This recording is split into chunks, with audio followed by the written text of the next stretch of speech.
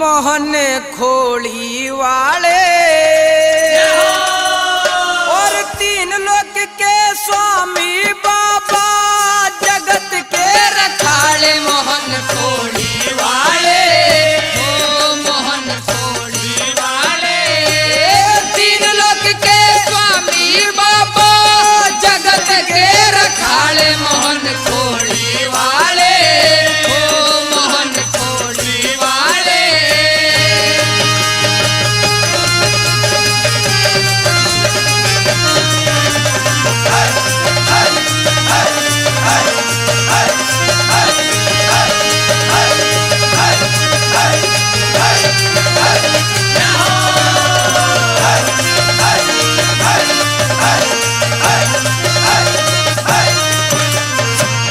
भक्तों की नैया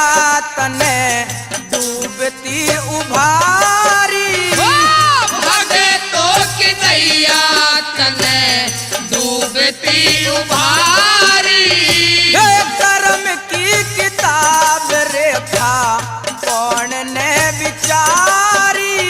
हो कर्म की किताब रेखा कौन ने विचारी और कन्हैया मुरारी है तेरे पहाड़ पे दुहाले मोहन खोड़ी वाले ओ मोहन खोड़ी वाले तीन लोक के स्वामी बाबा जगत के रखाले मोहन खोड़ी वाले हे मोहन खोड़ी वाले क्या कहने भाई यही बात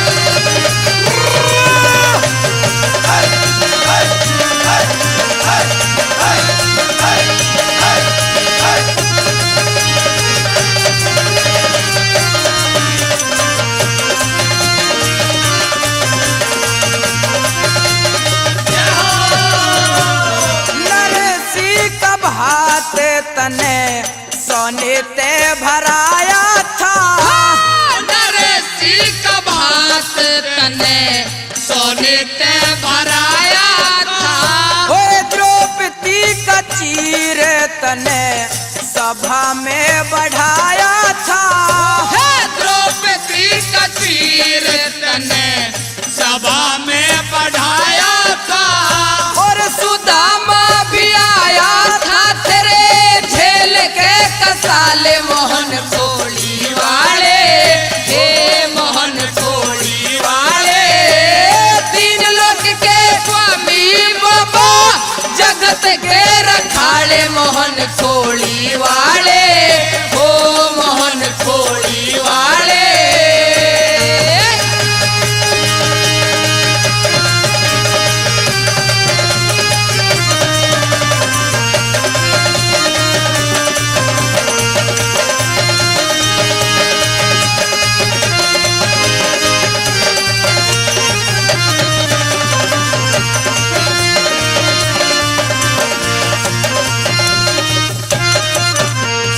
हो गूंजती है मुरली तेरी यमुना के किनारे पे गूंजती है मुरली तेरी यमुना के किनारे पर ओ गोवर्धन उठाया रे पर्वत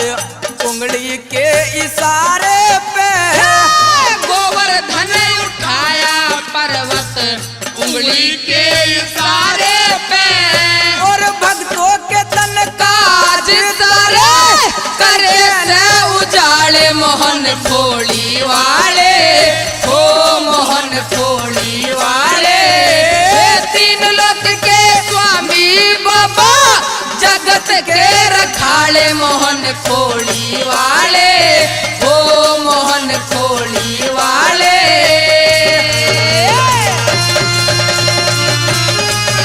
लास्ट बात में क्या बता भला भाई हाँ खोड़ी बहुत प्यारा है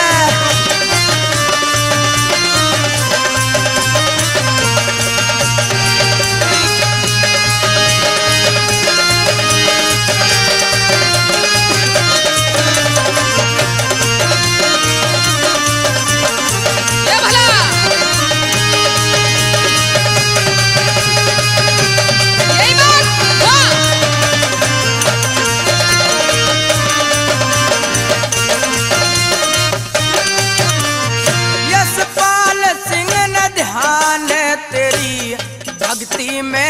लगाया। यशपाल सिंह ने ध्यान तेरी भक्ति में लगाया। यशपाल सिंह ने ध्यान तेरी भक्ति में लगाया। यशपाल सिंह ने ध्यान तेरी भक्ति में लगाया। गौरव कृष्ण को रस्ता तुमने दिखाया।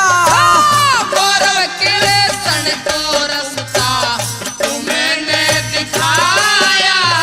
और महाराजा बताया रे छंद संजय भाटी गाले मोहन खोड़ी वाले। तीन लोक के स्वामी बाबा